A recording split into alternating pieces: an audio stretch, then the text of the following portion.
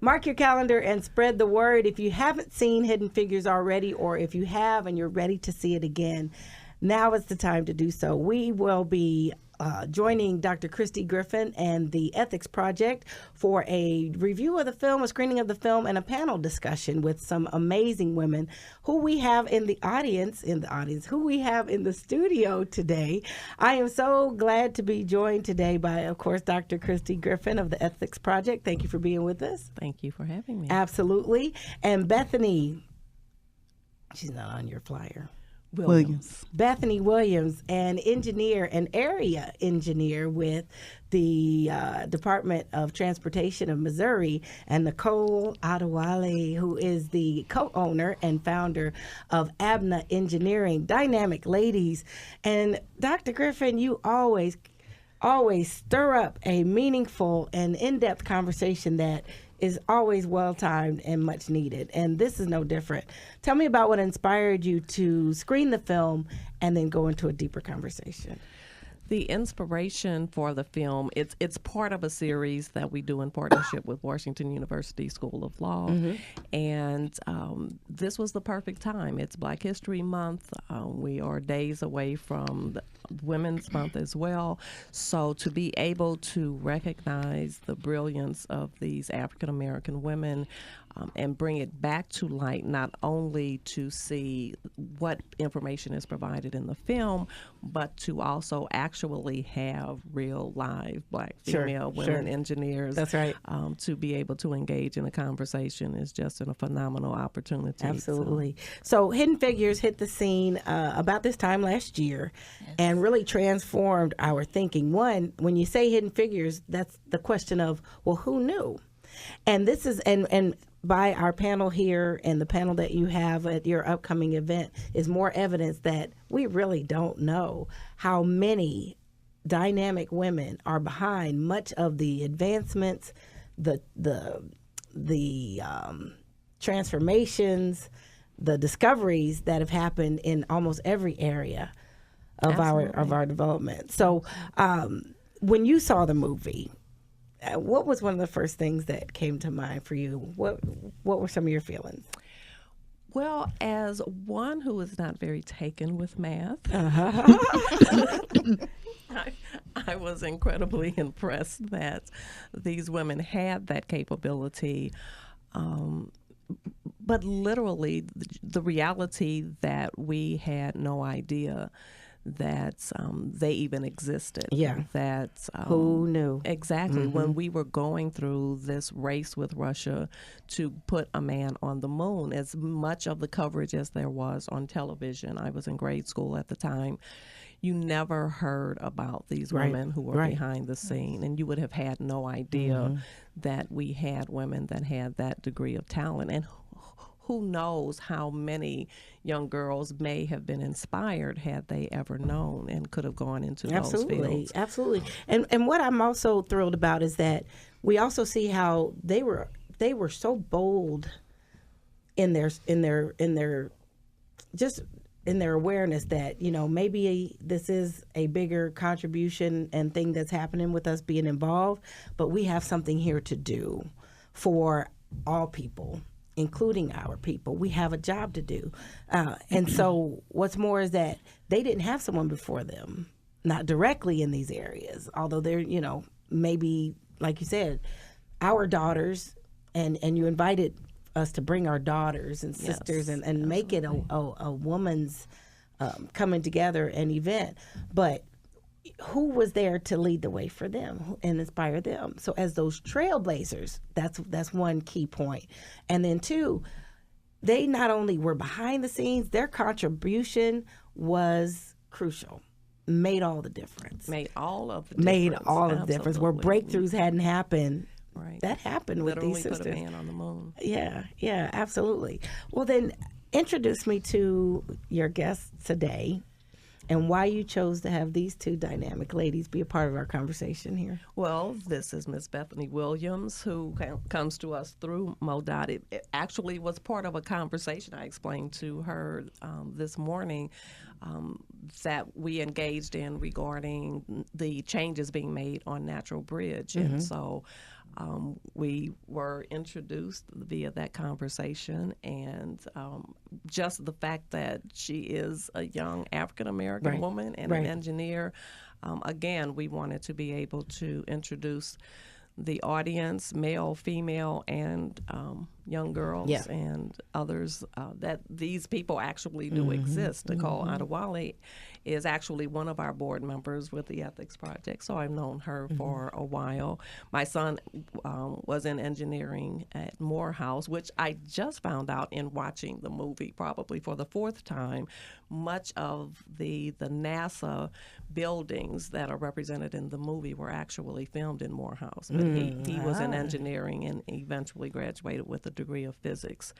But it always impresses me, anyone who is able to go that into capacity, those types of that capacity and that mind is a beautiful mind. And I think what our goal then and what we're looking forward to doing here today is making sure that this isn't a who knew conversation anymore. It'll be a I know, and we want to be sure that you know about Ms. Williams, that you know about Ms. Adewale, that you know about Dr. Marva Robinson and Dr. Cheryl Watkins Moore and Empress Sanders, that these are the ladies, the people of your neighborhood, essentially, that you have not only awareness but access, and you are a part of that legacy and energy.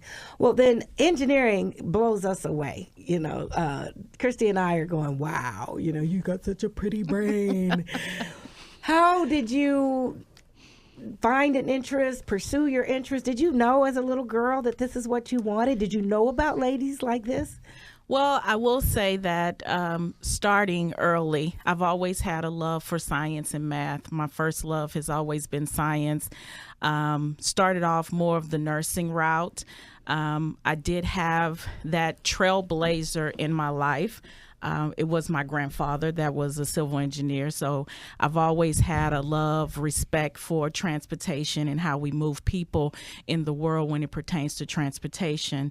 When I went off to college, Southern University, it was like, okay, engineering, nursing school, and I had to make a decision. And I met the college, the dean of engineering at the time, and he was like, you should come and visit me and let's talk about engineering and see what you can do. And so I took one class, an intro to engineering class, and I was just completely hooked from that point. But I will say, as a child, I did do junior NSBE, and I was exposed to universities that had engineering programs in summer schools and summer classes that I was able to attend and go to. And so now I've just found my way, and I see that's what brings so much joy. Yeah. I like to see the understanding and how we move traffic and how we build bridges that move people and move mobility across the state.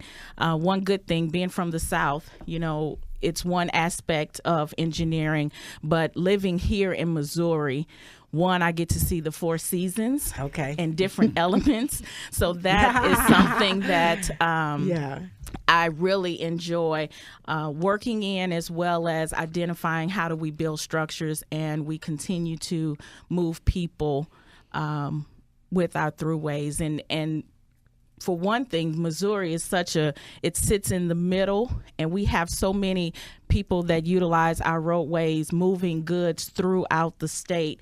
And so it's important that we continue to build on our transportation system and improve our system. So as area engineer for North County, I find it that mobility, moving people is something that's very important now. And so that's what I spend most of my time trying to identify. How do we move people just like we move vehicles across this city and across the county?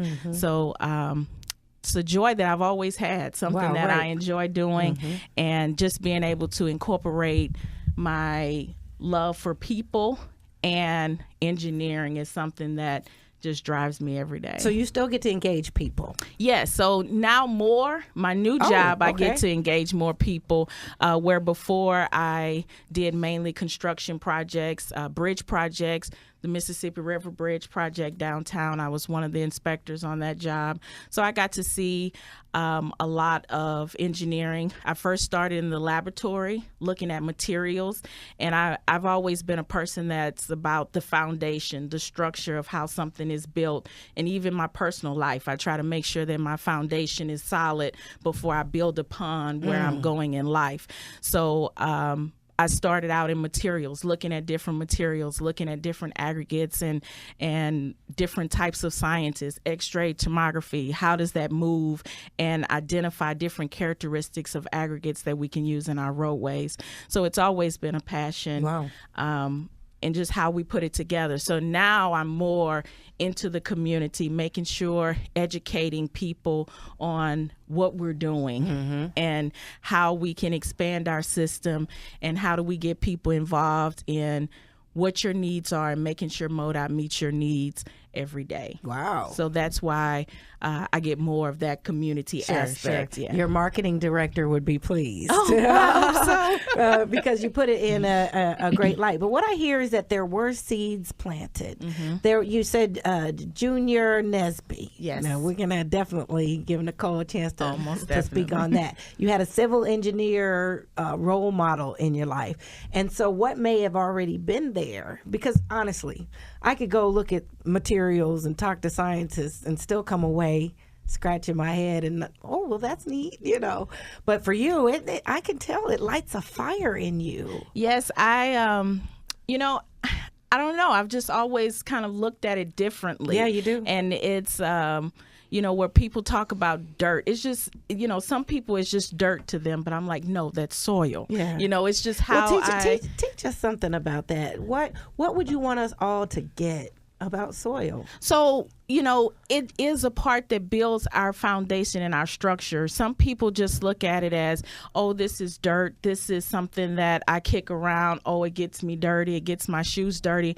But it builds the foundation. It is a key component in how we build our roadways and how we build bridges, and it plays a part in equations and doing mixed designs and formulas and things of that nature. And it's just something that excites me. Well, at least, and I love that, and at least it gives us a greater appreciation for it. I'm not going to go out and just no fuss about soil. I'm going to say, oh, good morning, soil. Yeah. At least now I've got a better honor and appreciation for it. And that's what I try to make sure that, you spoke on making sure people see us in these roles. Yeah. And our daughters and young girls, they know that this is possible. Yeah. So I do spend time in schools educating them on engineering principles and let them see that it is dreamable. And it's doable, and it's not something that's out of your reach. Sure. And it's just about changing the mindset, or even bringing to the forefront of someone, a young girl or young student's mind, the importance of science and math. Well, your contribution as an African American woman, how does being an African American woman make a difference in your field? I think I bring a sense of calmness. I think I bring a sense of understanding. When I sit at the table with my counterparts now, I'm able to open those conversations that they may feel, oh, I don't want to talk about it, or, oh, that's not of importance. And so What's an example of that? So if we're doing, just taking in, for example, now I'm dealing with pedestrians, building sidewalks and making sure people move, and how we utilize buses and how we utilize bicycles on our routes. It serves a different component for the African American community than it would in different communities. So where is it because more of us are walking? More of us are walking. We walk for different reasons than the average person. They walk for exercise. They ride bikes for health and exercise. We're walking and riding our bikes because this is our only mode of transportation to get to our employment. And so that's one of the conversations. And those are one of the conversations that we bring to the table. And so I make sure that those are relevant points that I I bring my culture from that side of it, where people may shy away from it or they don't discuss it, and we're here to build a road. Okay, but I want to make sure that this road facilitates the needs of the people that are in the community that have to use it every day. That's very important. So that's why, and that's how my presence as an African American, just being at the table is what's important. Definitely being at the table. Christi, the representation there, but also being at the table to bring that information back and build. Absolutely. Yeah, you were going to interject something. The only thing I wanted to interject is how fascinating it is to sit here and watching Betherny talk about this as cars are moving in the background on the highway. It's really so impressive. I wish the audience was able to see this as she was speaking, to know that there is an African-American woman who's had her hand involved in what we actually are seeing right outside this window. And it also brings to mind how many things that there are to consider.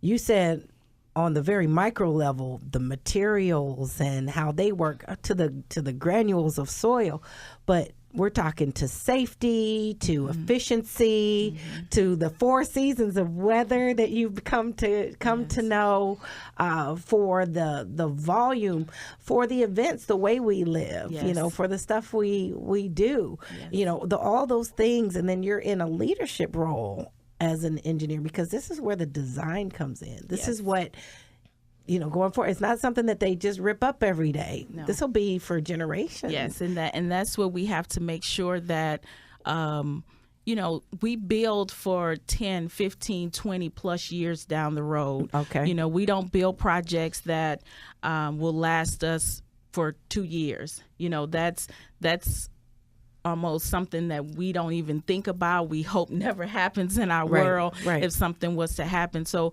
when we build and engineer, it's so many minds, computer programming, calculations that go into making sure something can live a lifespan of 20 to 50 years. When we touch a project, it's our hope and desire that we don't have to go back there for the next 20 years or the next 10 years. And so all of that plays a part in the formulas and how we design and we do every day. And then that brings in your desire and importance for foundation. Yes. Lay it right. Yes. Get it established. Yes. Initially, so that all the rest can sustain and build from there. Yes. That's fantastic. That's fantastic. Well, Nicole, I don't know if I've ever had your backstory. I've had, and I just want to say, I've had some tremendous conversations with you, and it's endless. All the wonderful things that you bring to my attention. It seems like whenever I'm around you, I discover something new, and it's so exciting. I appreciate the woman that you are.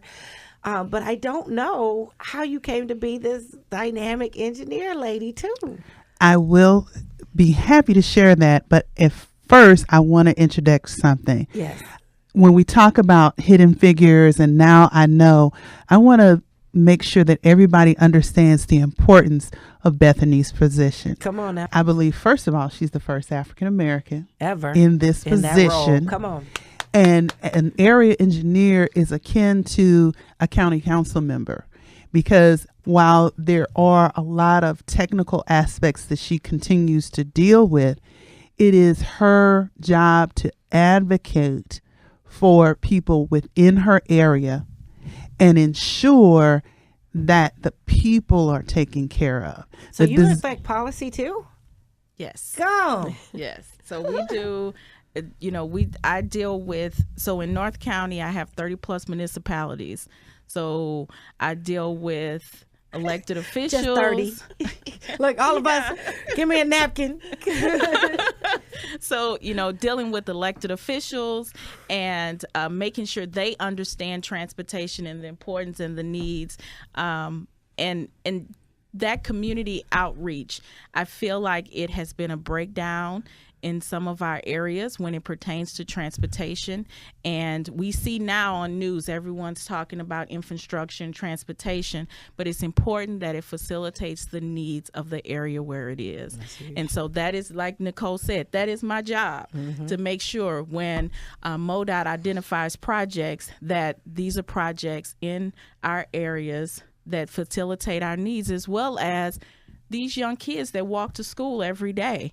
They see, they hear, I'm in their schools, and I'm showing them that this is possible. That's and true. you can breathe there and breathe that. That's true. All right. So now to get back to your initial Yes. question, Yes. and I'll come back How'd you around. get bit by the bug? So I don't have anybody in my family that is in technology, in STEM, science, technology, engineering, and math at all. I come from a line of lawyers, educators, and entrepreneurs. And Not a bad pool, though. not a bad pool at all. So I was set up for success, and it was clear I was going to go to school. I stand as the second generation of my family to attend college. My father being either black student number 3 or 4 at Washington University. And when I was young, I liked to play with Barbies, but I also would take off the legs and put them back on. I was fascinated by soil.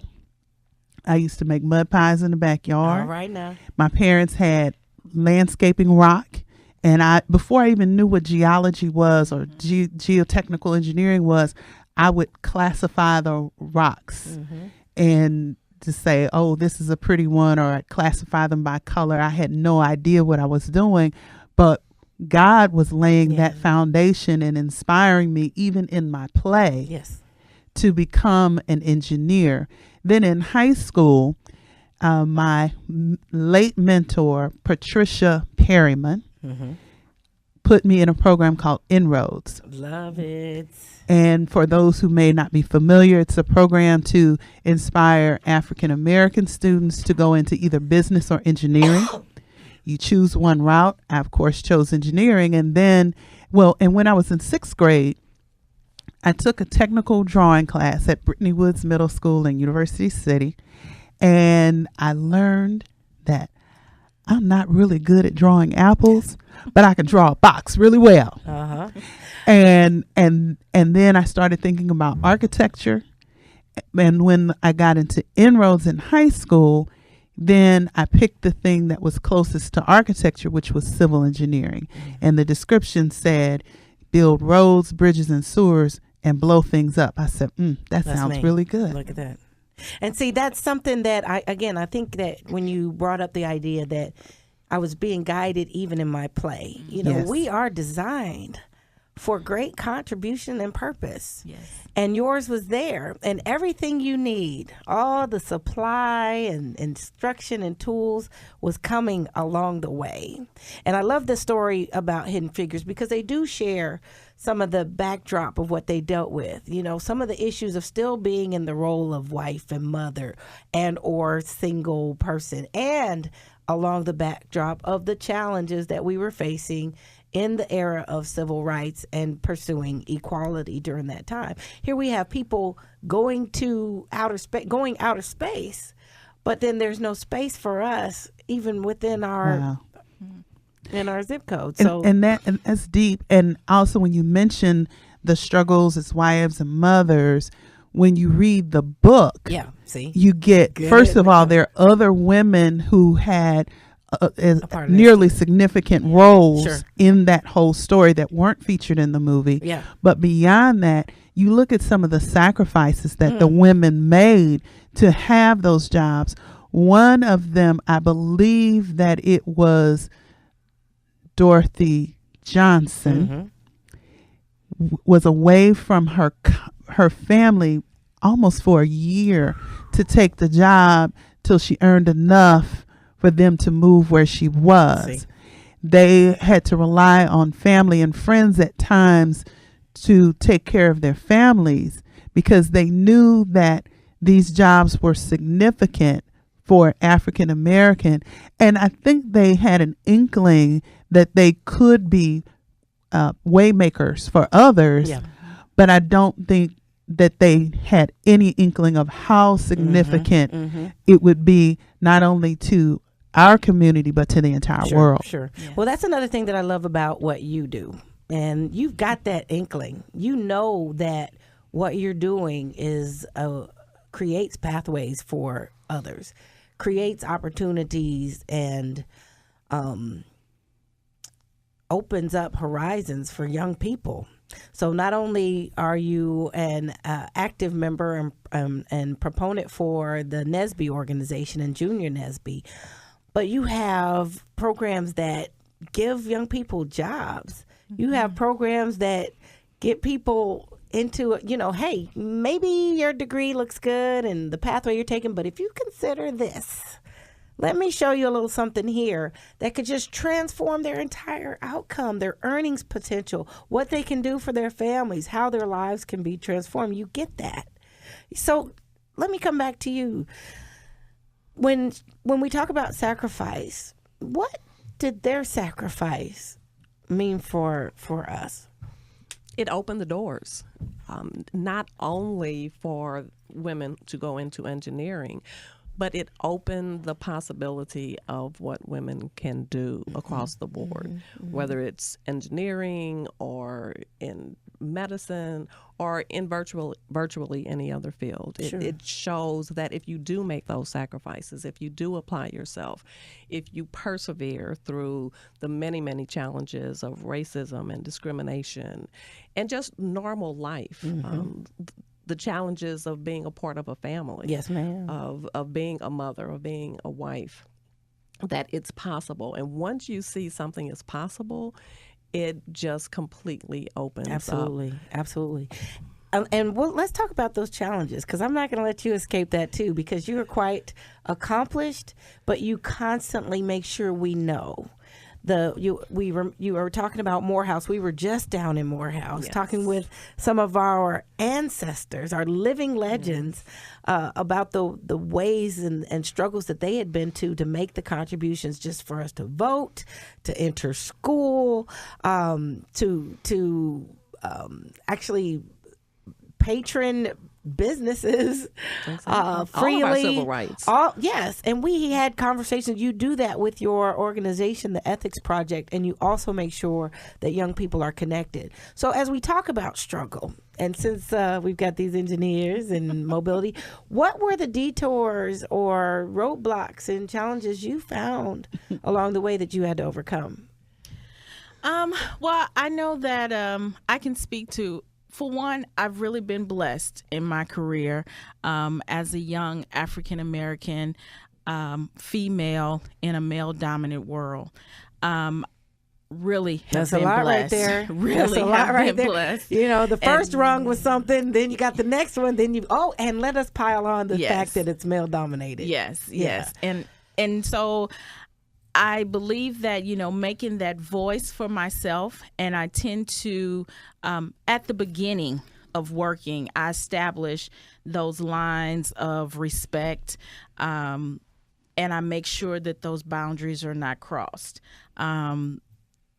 It is hard, and being that, you have to make sure that you overthink, I stay up late at night. I'm up 4:00 in the morning, and that's because I judge myself and I map out my day, and every day I want to make sure I'm better than, and I'm one step ahead. And that's just a challenge that we have to deal with as Black women, as women in this workforce, making sure that you stay one step ahead of the game when you are bringing ideas to the table. We as women just always overthink, and we're probably harder on ourselves than what other people will ever be on us. But because of that, when we come to the table, we shine all the time. For sure. And so that's my internal. No, I don't have kids. No, I don't have a husband. No, I don't have those things. But I do have. They're probably waiting outside right now. But what I do have is I pour into my career, and so that has built. It has been a challenge, identifying. Is that part of the challenge too? Because you're so immersed, have you not allowed the time and space for taking care of you? Is that been your trade-off? Exactly. We know this. Anyone in this room done that before? Yes. Show of hands. She's as busy as I am. Yes. Sure. And I have 4 kids. So. Okay. Yes. And they are active. Yes. And just your whole family structure is beautiful. How you pull that all together. But how everybody supports one another. I mean, from your parents to your children to cousins. It's just I just absolutely love it. What about for you? What were some of your challenges along the way? Let's start with college. And interesting that I have a story that still holds today, literally today. I remember my first roommate at the Georgia Institute of Technology. Okay, Georgia Tech. Her name was Shawn, and she was from Stone Mountain, Georgia. Okay. It's my and first. From St. Louis. She was my second roommate. I first had a friend that came with me from St. Louis, and then Shawn was my second one. And I remember distinctly. You remember her accent for sure. I do. Going to the library and asking her for some what we called Word. Now, in my St. Louis accent, I'll explain what that is. Word is what we called files or tests or intelligence on classes. And I was studying in the library, and I saw her with her sorority sisters. They had a little study group, and they had tons of, I think it was physics class, and they had tons of papers sitting out. And I asked her, "Oh, do you by chance have a copy of the next test coming up?" She said, "Yes." I said, "Well, would you mind if I take it and I borrow it and I go downstairs?" We had, the equivalent of, FedEx office place in the library. "And may I copy it and bring it right back?" She said, "Well, I don't know if I can do that. And we're roommates." Okay. So that was kind of my first. What message did that send to you? How did you receive that? I received it. It was certainly a microaggression, and I received it as a consideration. If I help you, you'll get ahead of me, and there's no way I can have you get ahead of me, even though we live together. We sleep in the same room. You're a threat. Absolutely. You're a threat. And the fact that you bring it up sounds like it fueled you. It fueled me, and it fuels me today. Wow. To ensure that our students, all students, but especially students of color, have not only role models, but have someone they can back up to when they run into those situations. Because today, one of the young people in my sphere called me the exact same thing. I was in college in, that was 1986, 87. Yeah. I don't care about my age because I'm proud to say that I am almost 50 years old and I woke up like We're this. We're going to rock our half a Amen. honey. I'm with you, baby. But called me today and said, "I'm so sick of this," because this is a transportation class. I won't say the school. And I sit in class and I sit next to a Caucasian gentleman. We always sit in the same spot. But when the teacher calls for groups, he always turns a different direction. And what's funny is the previous semester, some of the same students in the same class were in groups with her. She was the only person who did all of her work properly and on time, and yet they still want to shut her out. Wow. And so it still exists. It still exists, and Yeah. we still have to fight, and we have to, and that's why organizations like the National Society of Black Engineers are important and relevant to ensure that we have strategic programs and systems in place to support African American students as well as all students of color and all students, period, because not everybody who's a member of NSBE is necessarily black, Right. but that we have fair systems in place, because we have a technology drain in this country. We're not producing enough people in the sciences, technology, engineering, and math. And that is because there's this huge untapped population of people who look like us sitting around this table. And until we tap into that and support them and not just say, oh, well, they just don't get math, or, oh, they're not interested, and so that's why they're like this, and etc. Until we really strategically make sure that the playing field is level at educational level, our whole country will continue to suffer.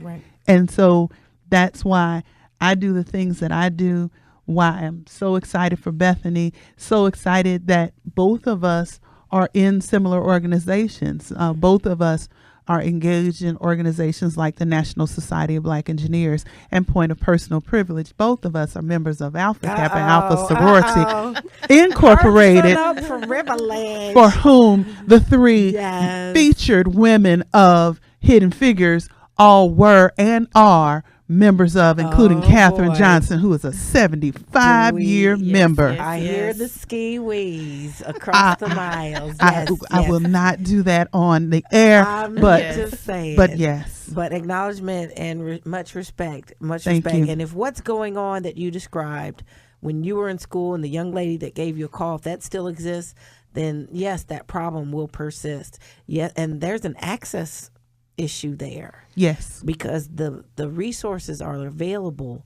but inaccessible. exactly. All right, well, Dr. Griffin, this is a thing we're doing to bring awareness and connection. Pull that little girl aside. What do you want her to know? I want her to know that she is capable, that there is some talent. It may not be engineering. It may not be math. That may not be her strong suit, and maybe it is. But she has some special talent. And if she does not have someone in her family, if she does not have a civil engineer to inspire her, she has someone around her, someone in her school, someone in her church. There is an organization. Seek out someone who can mentor her and inspire her. But there is a talent, and we want her to walk away knowing that those challenges can be overcome and achieving those dreams are possible. Absolutely. All right, Betherny, you have her before you. Her little face is in your hands. What do you most want her to know? I want her to know that her dreams are possible. I encourage her to dream outside the box, think outside the box, know that she's supported.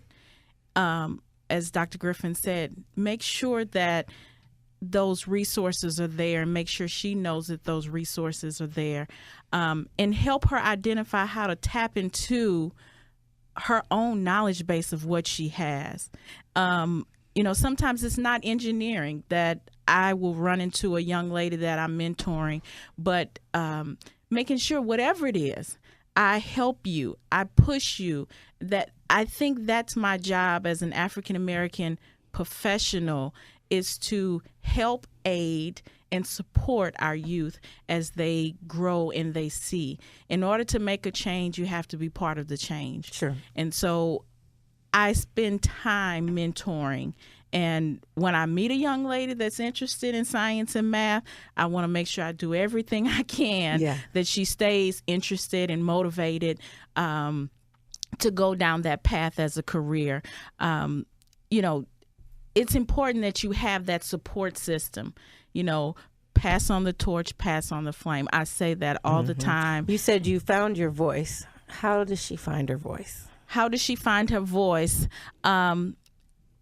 Sometimes it's reading books. I understand that it's not in your household every day. And it's important that when I go into schools, I show them and I let them know that these are ways that you can encourage yourself and see how what you're learning every day, how it relates to what I'm doing as a professional.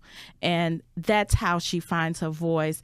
That's how she finds her interest. Being able to step out on faith, knowing faith is going to take you. Sometimes I feel like I'm this crazy girl because, ever since I left home for college, I haven't been back. No looking back. And so it's because I have that faith and I believe in who I am, and I know my family supports me, and building that support system is what's important. Yeah. So I encourage all young girls, if it's not at home, it's out here. And if it's me that can provide it and help you see that way and see that vision, I am here for that. I love it. Nicole, if you could call and leave a message for 100 little girls at the same time on their Instagram message or voicemail, what would you say? We need you. God has a plan for you. He's already placed in you everything that you need to be successful. Your ancestors created math. They created the science of engineering, architecture, astronomy, astrology. There's no reason why you can't do the same or greater. We're here for you. And when you get to where we are, reach back and bring more. Absolutely. Yes. See them, know them, learn about them, these phenomenal women, the ladies in Hidden Figures. And I'm glad you said read the book, because there are many, many more stories that just have not been brought to the main screen, but they should definitely be a part of your screen. Learn them, see them, connect with them, and be inspired by them. Tell folks where they can enjoy the event. And even before I share where they can enjoy the event, I want to emphasize use of our public libraries so they can actually check out the book, The Hidden Figures, from the public library. If you can't afford to purchase a copy, they are available at the library. So the event will be held at Washington University School of Law. It is in the Anheuser-Busch building on the campus of Washington University. There is parking next to the law school, so that's not an issue. There is a lot of construction going on right now, but that is not affecting our parking. It is in the Brian Cave Moot Court room 310 on Monday, February 12th. Doors open at 6 o'clock, and the screening begins at 6:15. Very exciting. Once again, Dr.